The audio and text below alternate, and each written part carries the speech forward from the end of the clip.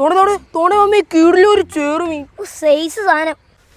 എന്താ വാടാ മീനാണോ? ആ കീഴിലൊരു ചേറുമീൻ 4 കിലോ കാണും. എടാ 4 കിലോ ഉണ്ടെന്ന് വീട്ടിൽ പോയി വല എടുത്തോണ്ട് വന്നാലോ? വല വിളിച്ചിറങ്ങിക്കൊണ്ടുവരാൻ നിന്റെ പെണ്ണുമ്പിള്ളി ഒന്നുമല്ലോ, ചെറുമീനല്ലേ? ബാ വല എടുത്തോണ്ടിരും.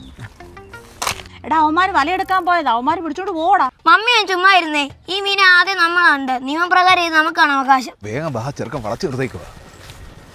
ബിജു ഇത് കൊള്ളാമല്ലോ. എന്റെ പിള്ളേരല്ലേ ആദ്യം കണ്ടത്. ഇത് നല്ല സാമർത്ഥ്യമാണല്ലോ. എന്താ പറയുന്നത്? ഒന്ന് പറയുന്നേ. മാമ മീനാ ഞങ്ങളെ ഇവിടെ വീശാനൊന്നും പറ്റത്തില്ല. ഒന്ന് പോക്കേ ഇങ്ങോട്ട് പോയി ഇപ്പൊ തരാം. തുപ്പലോത്തിയുടെ അത്രേ ഉള്ളൂ. അവന്റെ വിചാരം സ്രാവാണ്. എടാ ബിജു അവന്റെ തലവഴി അങ്ങോട്ട് വീശിക്കേ. അങ്ങനെയാണ് ആരും ഇവിടുന്ന് മീനെ പിടിക്കുന്നില്ല. ഓടിച്ചോറാ പോ, എവിടെയും പോയി രക്ഷപ്പെട്. എന്തൊരു നാശം പിടിച്ച പിള്ളേരാണ് ഇത് കാണിക്കുന്നുണ്ടോ? ഓർമ്മ പറഞ്ഞ പിള്ളേർ ഈ മൈദ ശരീരത്തിന് ഹാനികരമാണെന്ന് മീൻ അറിഞ്ഞാണോ? അതായി പോയി കൊത്താത്തത്. എനിക്കൊന്ന് മനുഷ്യരെ പോലെ ഡിപ്രഷൻ മീനിന് കാണും. അതാ ഭക്ഷണമൊന്നും കഴിക്കാത്തത്. മണ്ടന്മാരെ, നീയൊക്കെ അവിടെ ചൂണ്ട ഉണ്ടായിക്കൊണ്ടിരുന്നോ? ഇത് കണ്ടോ?